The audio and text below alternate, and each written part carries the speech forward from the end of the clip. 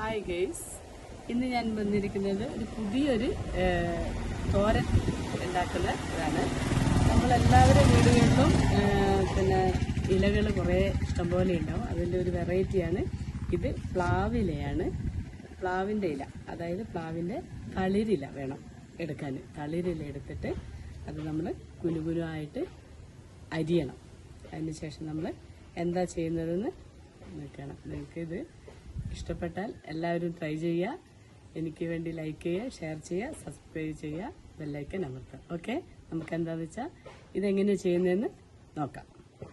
നമ്മൾ നേരത്തെ കഴുകി വെച്ച് പ്ലാവിൻ്റെ ഇല നല്ല കുനുകുനുവായിട്ട് അരിഞ്ഞ്, അങ്ങനെ വേണം അരിയാൻ. മൂത്ത ഇല എടുക്കരുത്, തളിരില. അത് നന്നായിട്ട് കുനുകുനുവായി അരിയണം, എന്നാലാണ് തോരൻ എപ്പോഴും ഭംഗി വരിക. കുനുകുനായി അരിഞ്ഞാലാണ് തോരൻ ഒരു ഭംഗി ഉണ്ടാകുക. അതിന് ശേഷം നമ്മൾ കുനുകുനായി അരിഞ്ഞു വെച്ചു. നമ്മൾ അതിനകത്ത് തേങ്ങ ആഡ് ചെയ്യാണ്. തേങ്ങ ഇട്ടു.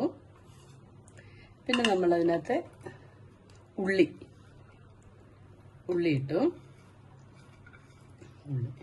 പിന്നെ കറിവേപ്പില,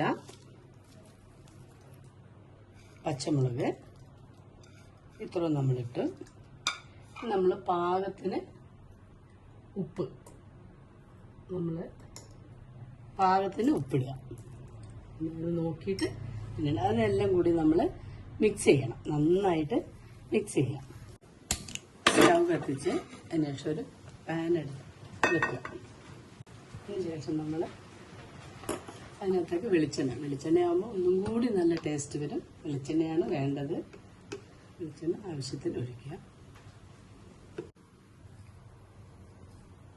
ഇനി വെളിച്ചെണ്ണ ഒഴിച്ച്, വെളിച്ചെണ്ണ നല്ലോണം ചൂടായി നമുക്ക് ആവശ്യത്തിന് ഒഴിച്ചാൽ അതിനുശേഷം നമ്മൾ കടുകിട്ടു നല്ലോണം പൊട്ടിയതിന് ശേഷം നമ്മൾ മിക്സാക്കി വെച്ചത് ഇതിനകത്ത് ഇടുക. അതിനുശേഷം നന്നായിട്ട് മിക്സ് ചെയ്യുക.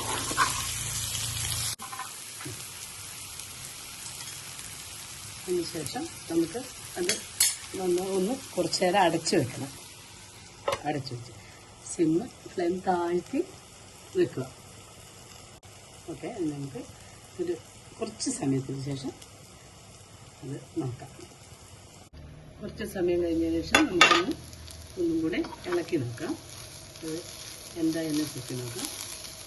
നന്നായി വെന്തിട്ടുണ്ട്. അധികം നേരമൊന്നും വേണ്ട.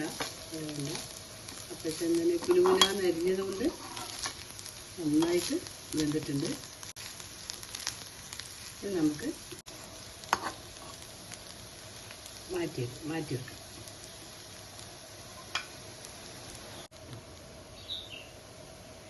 ഇനി ഇത് നമ്മൾ തോരൻ റെഡി ആയിട്ടുണ്ട്.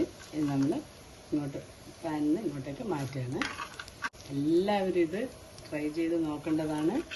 ആരും തന്നെ ഒരു ടെൻഷനും അടിക്കണ്ട.